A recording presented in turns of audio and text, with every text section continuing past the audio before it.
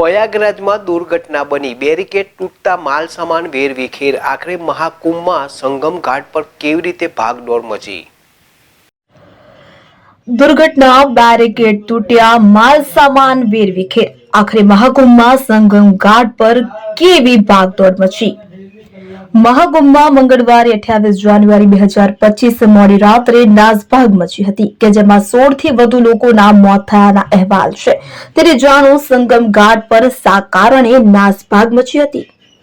મહાકુંભમાં નાસભાગ બાદ અખાડાઓનું શાહી સ્નાન રદ કરવામાં આવ્યું છે।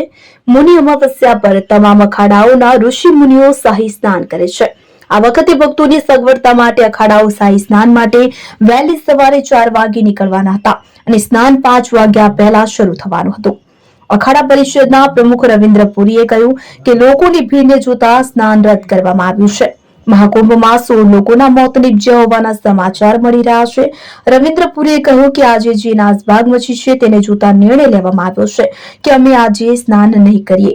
સમગ્ર મેળા વિસ્તારમાં કરોડો ભક્તો આવ્યા છે અને ધ્યાનમાં રાખીને દરેકને અપીલ કરવામાં આવી છે કે આજનું સ્નાન રદ કરવામાં આવે। હવે આપણે આગામી વસંત પંચમીને દિવસે સ્નાન કરીશું। રવિન્દ્ર પુરીએ કહ્યું કે અમે ગઈકાલે સાંજ સુધી સુચારુ વ્યવસ્થા કરી હતી। કેટલીક વાર મોટી ભીડ હોય ત્યારે સમસ્યાઓ વધી જાય છે। જે રીતે પ્રયાગરાજમાં ગંગા યમુના અને સરસ્વતીનો સંગમ છે તેવી જ રીતે અહીં આ સમયે પૂર્વ પશ્ચિમ ઉત્તર અને દક્ષિણનો સંગમ છે। અમે પણ ખૂબ ખુશ હતા। હાલ સમગ્ર દક્ષિણ ભારત પ્રયાગરાજમાં છે। રવિન્દ્ર પુરીએ કહ્યું કે આ અપ્રિય ઘટના બની હતી। અપ્રિય ઘટનાને કોણ રોકી શકે, તેથી અમે નક્કી કર્યું કે અમે આજે સ્નાન નહીં કરીએ।